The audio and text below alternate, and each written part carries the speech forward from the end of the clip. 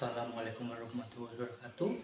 Perkenalkan, nama saya Muhammad Rizky Setiawan dari Jurusan Pendidikan Fisika Universitas Universitas Merauke dengan nomor pokok mahasiswa 2017 84 20 30 22. Di sini akan materi lanjutan mengenai momentum dan impuls yang mana kita telah membahas kemarin atau video pertama kita membahas mengenai momentum dan impuls.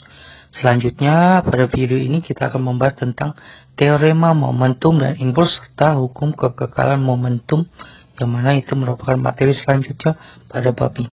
Oke, baik, kita masuk ke materi teorema momentum dan impuls. Nah, materi teorema momentum dan impuls ini merupakan materi lanjutan mengenai momentum dan impuls yang sebelumnya telah kita bahas pada video sebelumnya. Nah, selanjutnya kita akan membahas sedikit tentang materi momentum dan impuls yang mana kita bisa paparkan di sini. Momentum didefinisikan sebagai besaran yang dimiliki oleh benda yang bergerak. Nah, besarnya momentum akan bergantung pada massa dan kecepatan dari benda tersebut. Jadi, besarnya momentum ini tergantung daripada massanya dan kecepatan benda.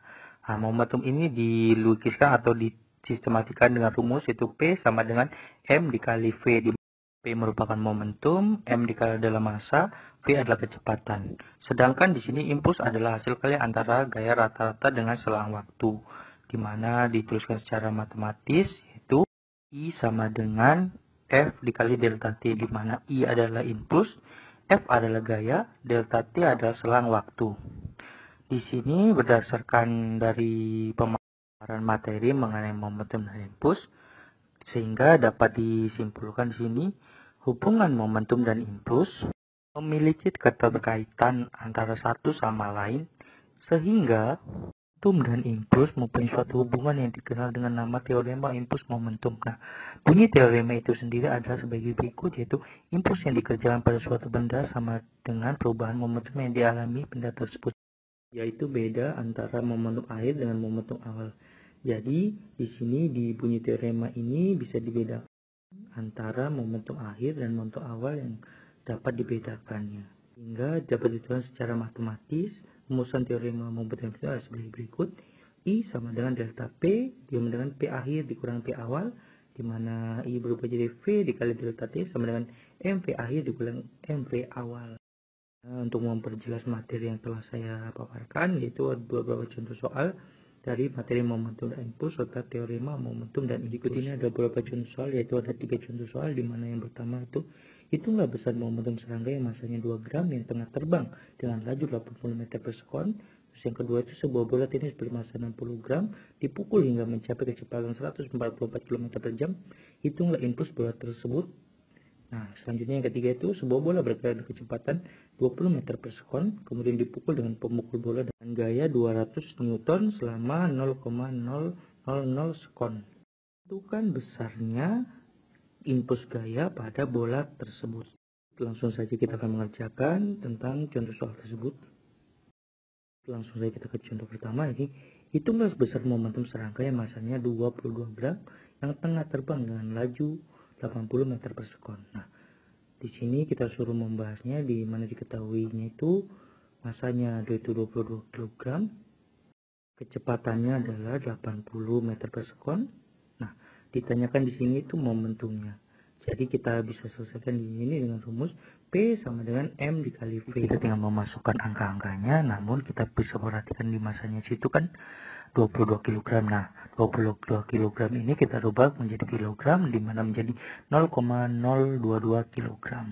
Jadi sekarang tinggal kasih masuk aja ke rumusnya, yang mana P sama dengan M dikali V, di mana P itu sama dengan M dikasih masuk 0,02 kg dikalikan dengan 80 meter per sekon, di mana itu V-nya atau kecepatannya. Jadi tinggal dikalikan aja 0,02 kg dikali dengan 80 meter per sekon menjadi 1,76 kg meter per sekon. Nah, nilai tersebut merupakan nilai momentum. Jadi besar momentum serangga yang tengah terbang tersebut adalah 1,76 kg meter per sekon. Selanjutnya kita masuk ke contoh soal kedua, di mana sebuah bola tenis bermassa 60 gram dipukul hingga mencapai kecepatan 144 km per jam. Hitunglah impuls bola tenis tersebut. Jadi disuruh menentukan besarnya impuls gaya pada bola tersebut. Nah, sebenarnya di pembahasan kita diketahui 60 gram, di mana itu akan dirubah jadi kilogram menjadi 0,060 kg. Nah, kecepatannya itu 144 km per jam dirubah menjadi meter per sekon menjadi 40 meter per sekon. Nah, ditanyakan di sini seperti yang di soal itu adalah impulsnya. Jadi di sini kita akan berhitung perubahan momentum juga ya. Jadi rumusnya itu I sama dengan delta P atau perubahan momentumnya. Di mana itu akan berubah menjadi P sama dengan M dikali V. Yang mana tinggal kasih masuk aja seperti angka-angka yang sudah kita dapatkan tadi.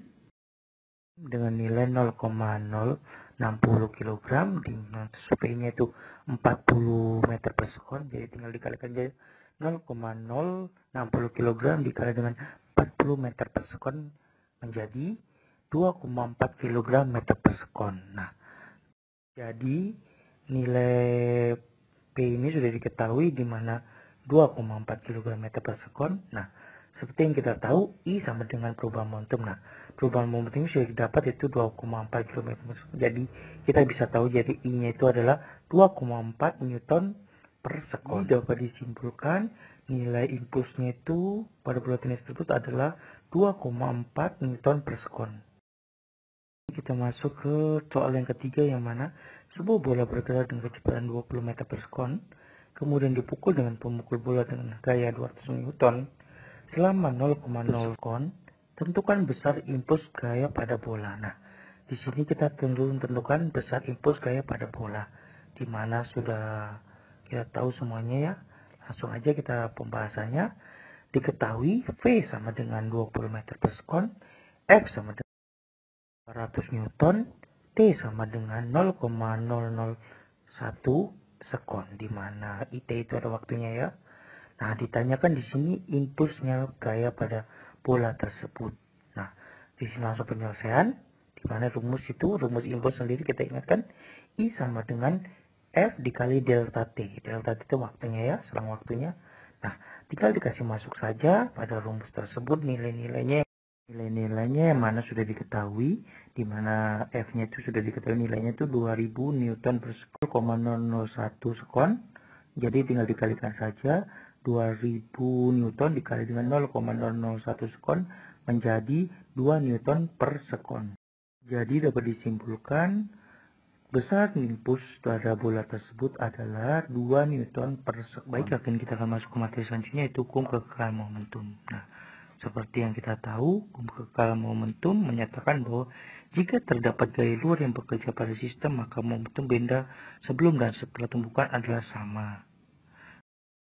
Hal ini berarti total momentum sistem benda sebelum tumbukan selalu sama dengan total momentum sistem benda setelah tumbukan. Secara sistematis, hukum kekekalan momentum dapat dituliskan sebagai berikut, di mana M1 dikali V1 ditambah M2 dikali V2 sama dengan M1 dikali V1 aksen ditambah M2 dikali V2 aksen. Dengan keterangan di mana M1 adalah massa benda 1, M2 adalah massa benda 2, V1 adalah kecepatan benda 1 sebelum tumbukan, V2 adalah kecepatan benda 2 sebelum tumbukan, V1 aksen adalah kecepatan benda setelah tumbukan, V2 adalah kecepatan benda 2 setelah tumbukan. Berbicara mengenai tumbukan, nah, tumbukan ini merupakan salah satu materi yang termasuk dalam hukum kekekalan momentum, di mana tumbukan ini sebagai berikut materinya. Secara teori, tumbukan atau lenting biasa dikatakan juga sebagai pantulan. Hal tersebut dikarenakan sebuah benda yang bergerak mengenai benda lain yang diam ataupun bergerak. Masing-masing hasil dari tumbukan memiliki dua karakter yang berbeda. Ada yang sempurna dan tidak sempurna, ada yang kurang acak, dan ada juga tidak ada sebagian saja. Tumbukan ini sendiri dibagi atas 3 jenis, yaitu pertama tumbukan lenting sempurna, 2 tumbukan lenting sebagian, 3 tumbukan tidak lenting sempurna. Untuk dapat mengetahui jenis-jenis tumbukan, dapat dilihat dari nilai koefisien restitusinya, yaitu nilai negatif dari perbandingan antara besar kecepatan relatif kedua benda setelah tumbukan dan sebelum tumbukan. Jadi untuk mengetahui jenis tumbukannya itu bisa nilai dari koefisien resultasinya, yaitu kan nilai negatifnya ya, atau perbandingan kecepatan relatif kedua benda sebelum tumbukan dan sesudah tumbukan. Selanjutnya kita akan masuk ke jenis-jenis tumbukan. Yang pertama itu tumbukan lenting sempurna. Tumbukan lenting sempurna ini adalah merupakan tumbukan yang energi kinetiknya kekal. Nah, di mana pada tumbukan lenting sempurna ini energi kinetik total antara dua benda sebelum dan setelah tumbukan adalah sama. Dengan kata lain, tumbukan nothing sempurna akan berlaku hukum kekekalan momentum dan hukum kekekalan energi. Oke, selanjutnya kita ke tumbukan lenting sebagian. Nah, tumbukan lenting sebagian adalah tumbukan antara dua benda yang jumlah energi kinetiknya sesudah terjadi tumbukan lebih kecil dibandingkan dengan jumlah energi kinetik sebelum terjadi tumbukan. Ini berbeda dengan tumbukan lenting sempurna yang mana energi kinetiknya ini kekal, sedangkan energi kinetik pada tumbukan lenting sebagian ini tidak kekal, malah tambah kecil setelah selesai tumbukan. Pada tumbukan ini, sebagian energi kinetik diubah menjadi energi lain. Nah, sehingga energi kinetik setelah tumbukan lebih kecil daripada setelah tumbukan. Nah, adapun contoh tumbukan lenting sebagian adalah pada benda yang jatuh bebas dan mengalami pemantulan. Seperti contohnya buah kelapa. Kita masuk ke tumbukan tidak lenting sempurna. Nah, pada tumbukan tidak lenting sempurna ini terjadi jika dua benda yang bertumbukan menyatu dan bergerak secara perlahan atau bersamaan, di mana setelah terjadi tumbukan maka kedua benda itu akan bergabung atau menjadi satu. Contoh dari tumbukan ini adalah peluru yang ditembakkan pada balok dan bersarang di dalamnya. Demi memperjelas materi yang telah dipaparkan, berikut sini ada beberapa contoh soal yang bisa untuk memperjelas materi. Baik, tanpa membuang waktu lagi kita masuk ke contoh soalnya. Nah, di sini ada soal dua bola memiliki massa yang sama dan kecepatan bola sebelum tumbukan V1-nya itu 10 meter per sekon dan V2-nya itu 15 meter per sekon. Nah, jika setelah tumbukan kecepatan bola V aksen 1 sama dengan 8 meter per sekon ke kiri, hitunglah kecepatan bola 2 setelah tumbukan V2 aksennya. Nah, jadi di sini kita sudah ketahui, langsung aja ke pembahasannya. Diketahui M1 sama dengan M2, V1 sama dengan 10 meter per sekon, V2 sama dengan 15 meter per sekon, V aksen 1 sama dengan 8 meter per sekon. Nah, ditanyakan V2 aksennya, yaitu kita lihat langsung ke rumus penyelesaian. M1 dikali V1 plus M2 dikali V2 sama dengan M1 dikali V aksen 1 ditambah M2 dikali V aksen 2. Nah, karena M1 sama dengan M2, maka rumusnya menjadi V1 ditambah V2 sama dengan V1 aksen ditambah V2 aksen. Nah, untuk dicari itu kan V2 aksennya, jadi kita tinggal kasih masuk aja nilainya. Pertama V1 itu nilainya 10 meter tambah V2 itu 15 meter per sekon sama dengan min 8 meter. Nah, min 8 kenapa itu min 8 meter per sekon? Karena dia ke arah kiri ya, jadinya min. Nah, tambah V2 aksen. Nah, tinggal kita rincikan aja seperti itu. Nah, jadinya itu V2 aksen sama dengan dalam kurung min 5 meter per sekon ditambah 8 meter per sekon, menjadinya nilainya dapat 3 meter per sekon ke arah kanan. Jadi V2 nya itu 3 meter ke arah kanan. Oke, baik, sekian pemaparan materi pada video kali ini. Jika ada salah kata mohon maaf. Saya akhiri, wabillahi taufiq wal hidayah. Wassalamualaikum warahmatullahi wabarakatuh.